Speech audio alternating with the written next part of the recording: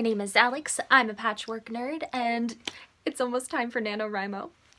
For those of you who are not familiar with Nano, or are doing your first Nano, or are new to my channel, Nanowrimo stands for National Novel Writing Month, and it is where you attempt to write 50,000 words in 30 days during the month of November. It is an intense experience, it is an amazing experience, and I wanted to talk specifically about my tips for people who are doing Nanowrimo for their first time. This is going to be my 4th year participating, and I've also done Camp Nanowrimo several times, but this will be my 4th traditional Nanowrimo, except it's not quite traditional because I'm going to be a Nanowrimo rebel, which means I'm not going to be trying to write 50,000 words. I'm actually going to be editing the novel that I wrote for Nano last year. But I still have a lot of experiences and lessons that I have learned from my previous Nanowrimo journeys, and I wanted to tell you guys the things that I wish I would have known when I started out with my very first Nano. My first Nano was an intense experience. I decided about 2 months before Nano started that I was all in. I had seen a video by Christina Horner talking about Nanowrimo, and then I started watching Katie Tastic's videos where she talked about her Nanowrimo experiences. I was like, I have to do this. I was just coming out of a really bad case of 5 years of writer's block. I will link to that video talking about that experience below, but right now we're going to talk about my Nano experience and the things that I learned along the way. The first tip I am going to offer to you is to love your mistakes and don't look back.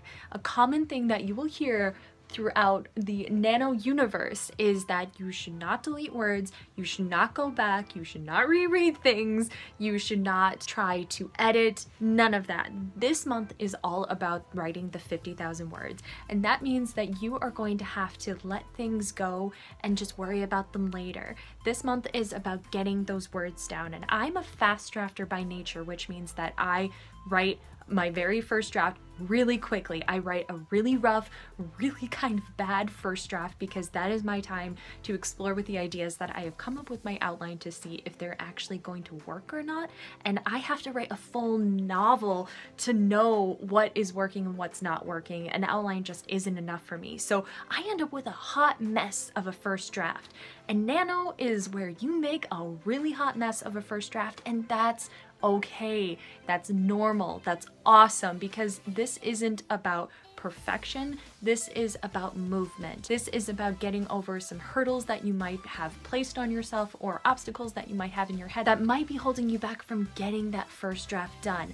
I know I was constantly giving myself roadblocks to prevent myself from getting my first draft done, but when I did Nano, I let go of those mistakes, and it made things so much easier to just get the words on the page, because you can edit a page with words on it. You can't edit a blank page that's just tied up in your head. But constantly during my first Nano, I felt like I needed to go back. I needed to fix, I needed to edit, I need to rewrite. I wish I would have been kinder to myself and said, hey, yeah, this is really rough. For one thing, you're coming off of 5 years writer's block, so be nice to yourself. And for another thing, you're writing 50,000 words in 1 month. It's not gonna be pretty, and that's okay. Love your mistakes and just keep moving forward. My second tip ties heavily into that first tip, which is to love and be kind to yourself and just enjoy your journey. This is meant to be a fun experience. It's an overwhelming experience, it's daunting, it's stressful, but this is supposed to be a journey.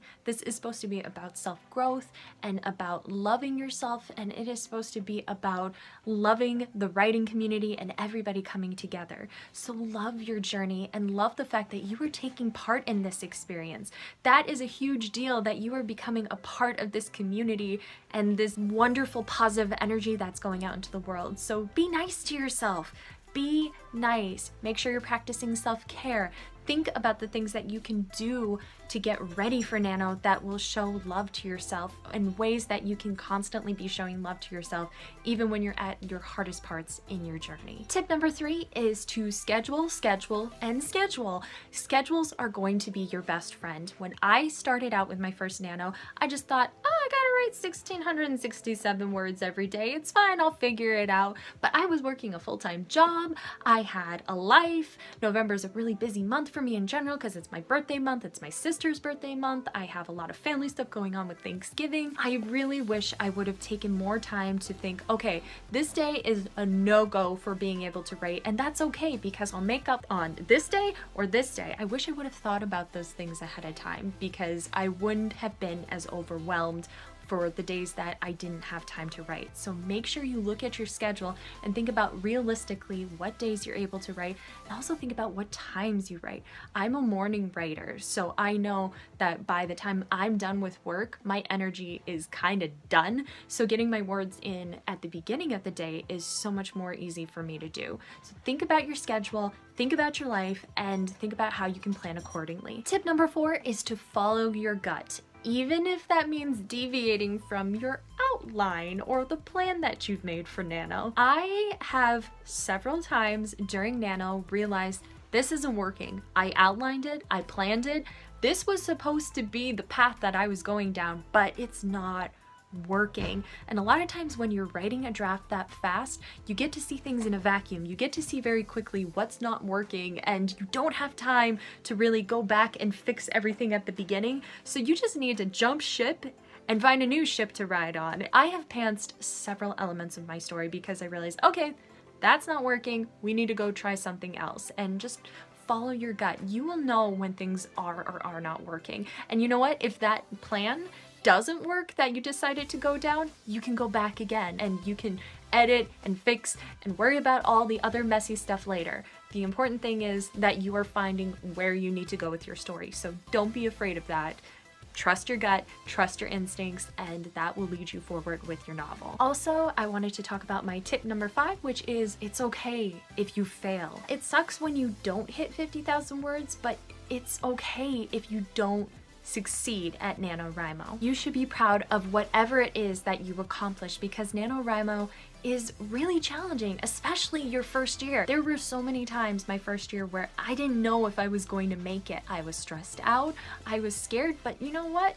I let go of that and I just allowed myself to have fun, and I didn't worry as much about the word count once I did that. Which leads me to tip number 6. It's not just about the word count.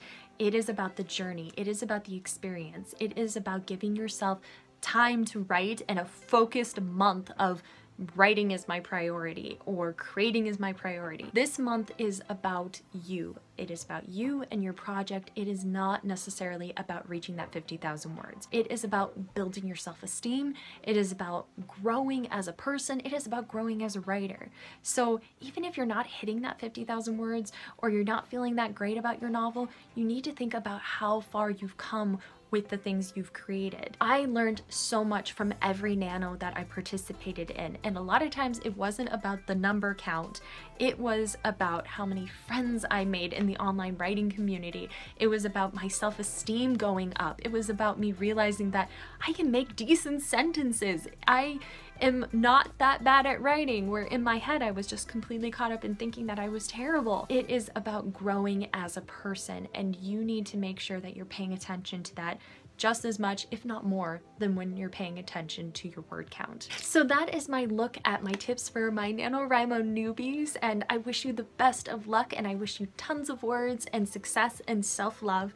This is going to be such an amazing journey for you. If you are new to Nanowrimo, I would love to learn about what your goals are and your aspirations, as well as the project that you're going to be working on. Feel free to leave that in the comments down below. And if you have any other questions about my experience with Nano or just advice that you need, please, again, leave those in the comments down below. I love talking with you guys about Nano. It is one of my most favorite times of the year, and I cannot wait to see how far all of you go.